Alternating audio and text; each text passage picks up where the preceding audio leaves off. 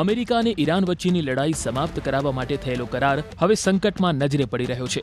17 જૂને સહી થયેલો MOU સોમવારે સમાપ્ત થવાનો છે, પરંતુ તેને આગળ વધારવાના કોઈ સંકેત દેખાઈ રહ્યા નથી। બંને દેશો છેલ્લા ઘણા અઠવાડિયાથી એકબીજા પર કરારના ઉલ્લંઘનનો આરોપ લગાવી રહ્યા છે। ઈરાનના વિદેશ મંત્રી અબ્બાસ અરાગચીએ શનિવારે કહી દીધું કે અમેરિકા સાથે ફરીથી વાતચીત શરૂ કરવા અંગે હજુ કોઈ નિર્ણય થયો નથી। સ્ટ્રેટ ઓફ હોર્મુઝ પર પણ પેચ ફસાયેલો છે। કતાર અને પાકિસ્તાનના મધ્યસ્થી ઈરાન સાથે સતત સંદેશાઓની આપલે તો કરી રહ્યા છે, પરંતુ શું ખરેખર વાતચીતના રસ્તા અહીંથી ખુલતા નજરે પડી રહ્યા છે? આવા કોઈ સંકેતો બંને તરફથી નજરે પડી રહ્યા નથી। ઈરાન ઓમાન સાથે સ્ટ્રેટ ઓફ હોર્મુઝના નવા જહાજ માર્ગોને લઈને અલગ કરાર પર કામ કરી રહ્યું છે। જો કે તેમણે સ્પષ્ટ કર્યું કે આ ત્યારે જ શક્ય બનશે જ્યારે કોઈ રાજકીય ઉકેલ બહાર આવે।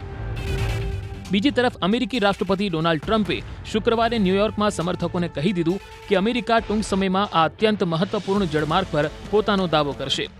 આવામાં સ્ટ્રેટ ઓફ હોર્મુઝને લઈને બંને દેશો વચ્ચે તણાવ ઘટવાને બદલે વધુ વધતો નજરે પડી રહ્યો છે। 17 જૂનના કરારમાં શું નક્કી થયું હતું? ટ્રમ્પ અને ઈરાનના રાષ્ટ્રપતિ મસૂદ પજેશ્કિયાન વચ્ચે 17 જૂને કરાર થયો, ત્યારે 3 મહિનાથી વધુ સમયથી ચાલી રહેલા જે યુદ્ધને રોકવા અંગે બંને વચ્ચે વાતચીત થઈ અને ત્યારબાદ એવું કહેવામાં આવ્યું કે બંને તરફથી હુમલો કરવામાં આવશે નહીં, પરંતુ તેમ છતાં અમે જોયું કે તાજેતરના દિવસોમાં બંને તરફથી એકબીજા પર હુમલો કરવામાં આવી રહ્યા છે। એટલે કે બંને એકબીજા પર આરોપ લગાવી રહ્યા છે કે તમે ઉલ્લંઘન કર્યું છે। આ અંતર્ગત બંને પક્ષોએ સૈન્ય કાર્યવાહી તાત્કાલિક અને કાયમી ધોરણે સમાપ્ત કરવા અંગે કરાર કર્યો હતો।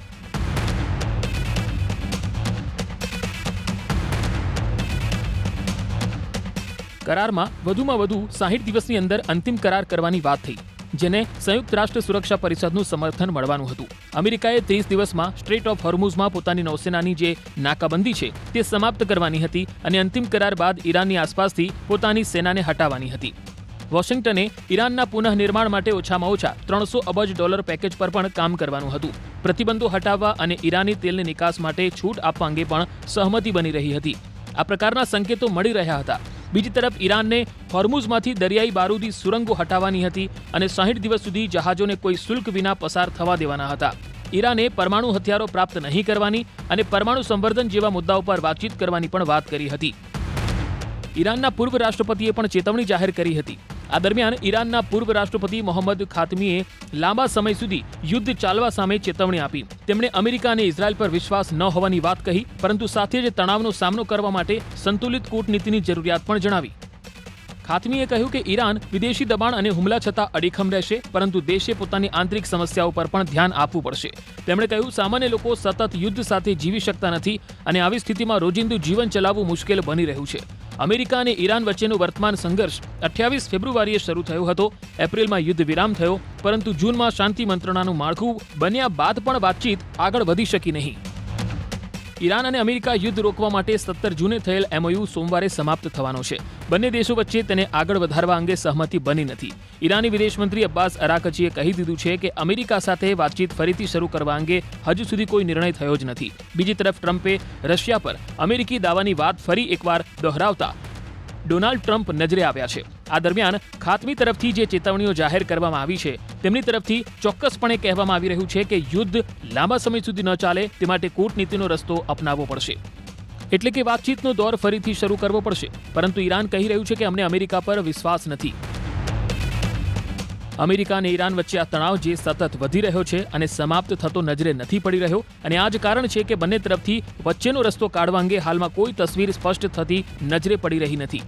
અમેરિકા અને ઈરાન વચ્ચે યુદ્ધ રોકવા માટે 17 જૂને MOU એટલે કે કરાર 17 ઓગસ્ટે સમાપ્ત થવાનો છે।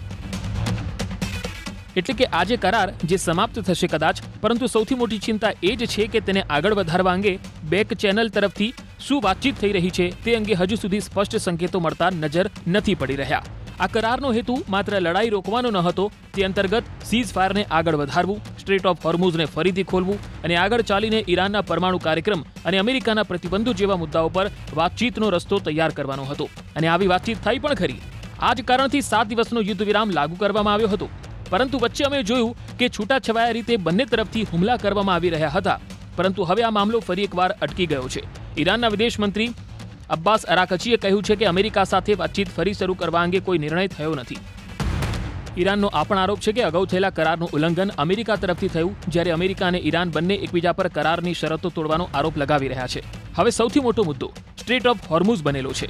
આ દુનિયાના સૌથી મહત્વપૂર્ણ દરિયાઈ માર્ગોમાંથી એક છે, કારણ કે દુનિયાના મોટા પ્રમાણમાં તેલ અને ગેસનો પુરવઠો આ જ માર્ગેથી પસાર થાય છે. આથી જો અહીં તણાવ વધે છે અથવા જહાજોની અવરજવર ફરીથી અટકે છે તો તેની અસર માત્ર અમેરિકા અને ઈરાન પર નહીં પરંતુ સમગ્ર દુનિયા પર પડી શકે છે. અમે જોયું યુદ્ધ વિરામ પહેલા જ્યારે યુદ્ધ ચાલી રહ્યું હતું, બંને વચ્ચે કઈ રીતે તેલના ભાવ વધી ગયા. ગેસનું સંકટ પણ આપણે જોયું છે. હવે તેની અસર ફરી એકવાર દેખાવા લાગી છે, કારણ કે હોર્મુઝમાં જે પરિસ્થિતિઓ બદલાતી નજરે પડી રહી છે અને ત્યાંથી પસાર થતા જહાજોની અવરજવર ઘણી ઓછી થઈ ગઈ છે, જેના કારણે કાચા તેલના ભાવ પર દબાણ વધતું નજરે પડી રહ્યું છે. સોમવારે તેલના ભાવમાં તેજી જોવા મળી છે અને આવામાં શું આ સંકટ વધુ વધશે, કારણ કે જે ડેડલોક અમેરિકા અને ઈરાન વચ્ચે છે તે સમાપ્ત થવાનું નામ નથી લઈ રહ્યું. અમેરિકી રાષ્ટ્રપતિ ડોનાલ્ડ ટ્રમ્પ તરફથી રશિયાને લઈને દાવા અને નિવેદનો તણાવને વધુ વધારી રહ્યા છે.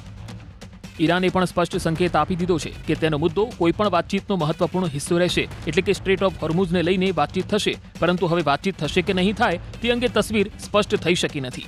આ દરમિયાન ઈરાનના જે પૂર્વ રાષ્ટ્રપતિ છે મોહમ્મદ ખાતમી, તેમની તરફથી કહેવામાં આવી રહ્યું છે કે કૂટનીતિનો રસ્તો તો અપનાવવો જ પડશે.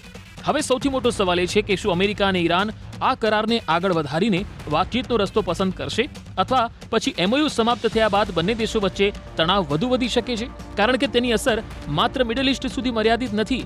તેલના ભાવ, મોંઘવારી અને દુનિયાના બજારો પર પણ તેની સીધી અસર પડતી નજરે પડી શકે છે.